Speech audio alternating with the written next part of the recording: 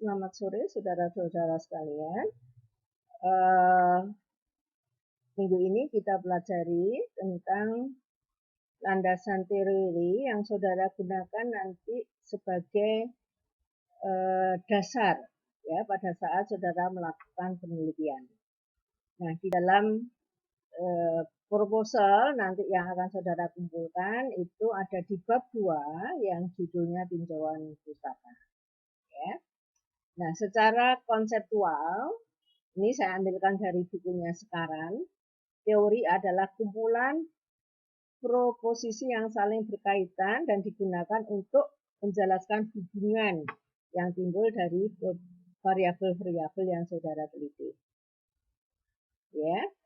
Dengan demikian, teori nanti yang saudara gunakan dalam penelitian adalah teori yang relevan, ya, cocok ya, untuk menjelaskan variabel yang saudara teliti.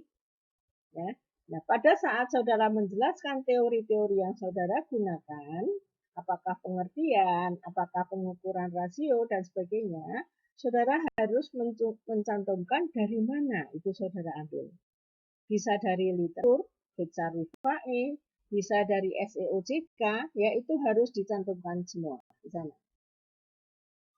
Saudara, nanti saat saudara menulis di bab 2, deskripsi teoritis, yang pertama saudara harus menuliskan terlebih dahulu penelitian terdahulu yang saudara rujuk.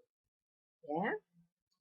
Dan tentu saja yang saudara rujuk harus penelitian yang relevan ya dengan judul atau topik penelitian yang saudara angkat. Nah, sesuai dengan kesepakatan dari tim dosen penelitian, itu adalah minimal penelitian terdahulu yang saudara rujuk minimal 4, jadi lebih boleh ya. Dan 3 diantaranya itu jurnal, berupa jurnal. Apa yang saudara tulis di sana, itu saudara, kalau saudara sudah memperoleh buku pedoman penulisan skripsi, saudara bisa melihat di halaman 14 ya. Saudara ringkas saja permasalahannya apa, kemudian hasilnya apa ya. Kemudian persamaan dan perbedaan penelitian yang saudara lakukan dengan penelitian terdahulu. Itu bisa dinyatakan dalam tabel, saudara bisa melihat bentuknya, bisa saudara baca di skripsi-skripsi sebelumnya.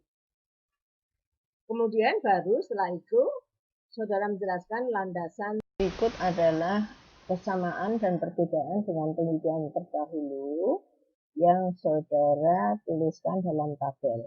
Ya, dari siapa saja nama penelitiannya, peneliti terdahulu yang saudara rujuk, dan penelitian yang saudara lakukan sekarang. Yang jelas, yang sama itu variabel tergantung, kemudian jenis data, pengumpulan, dan teknik analisis. Yang lainnya kemungkinan bisa beda. Setelah saudara menjelaskan ringkasan penelitian terdahulu yang saudara rujuk, ya, yang tadi sudah dijelaskan sesuai dengan judul penelitian saudara, maka berikutnya di subbab berikutnya, subbab 2.2, saudara jelaskan landasan teori. Ya.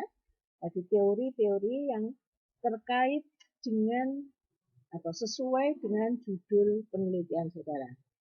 Di situ diberikan contoh, misalnya judulnya pengaruh kinerja likuiditas, kualitas aset, dan seterusnya terhadap modal. Ya. Nah, maka saudara jelaskan secara teori berikutnya tentang kinerja keuangan bank. Diawali sesuai judul, nah urut. Ya, jadi kinerja likuiditas. Boleh saudara nyatakan dalam subjudul atau butir A, butir B, dan sebagainya. Ya. Nah, yang saudara jelaskan di situ, kalau kita bahas secara teori kinerja likuiditas, apa sih likuiditas itu? Nah, yang saudara tuliskan di situ tentu saja sesuai dengan buku referensi yang saudara jadikan sebagai rujukan. Ya, contohnya di situ misalnya Hetsal tahun berapa, itu saudara ambil dari halaman berapa. Kemudian saudara jelaskan semua rasio yang digunakan untuk mengukur kinerja likuiditas dari buku yang saudara rujuk. Semua ditulis. Nah, kemudian rasio-rasio itu diberi nomor urut. Ya, itu karena nanti akan bermanfaat untuk bab berikutnya. Kemudian setiap rumus itu diberi keterangan. Kemudian di akhir penjelasan, saudara jelaskan dari rasio-rasio semua tadi yang digunakan dalam penelitian rasio apa. Ya, itu harus saudara jelaskan. Berikutnya, saudara tuliskan sekali lagi bisa dalam bentuk sub-subbab maupun huruf B, kalau tadi A likuiditas, sekarang dilanjutkan dengan kualitas aset. Ya. Kemudian dijelaskan tentang efisiensi dan seterusnya, sesuai dengan yang ada di judul skripsi saudara. Ya. Nah, setelah itu, kan pengaruhnya terhadap permodalan, maka subbab berikutnya, saudara jelaskan tentang permodalan bank. Sama seperti penjelasan sebelumnya, tentu saja saudara jelaskan di situ sesuai dengan buku yang saudara rujuk, atau mungkin akan lebih tepat kalau saudara gunakan regulasi ya, baik dari EJK maupun dari BI. Apa sih fungsi modal, komponen modal itu apa saja, ya. Kemudian rasio yang digunakan untuk mengukur kinerja permodalan itu apa saja.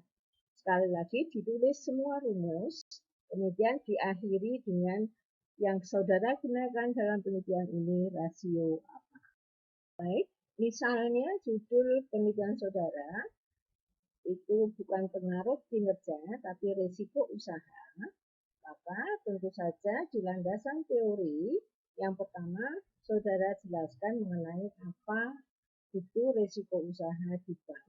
Ya, sekali lagi tentu saudara beri pengertian risiko itu apa, kemudian risiko usaha bank itu apa, saudara beri rujukan dari mana pengertian-pengertian itu atau jenis-jenis risiko usaha apa saja, tentu saja sesuai dengan literatur atau regulasi yang saudara rujuk.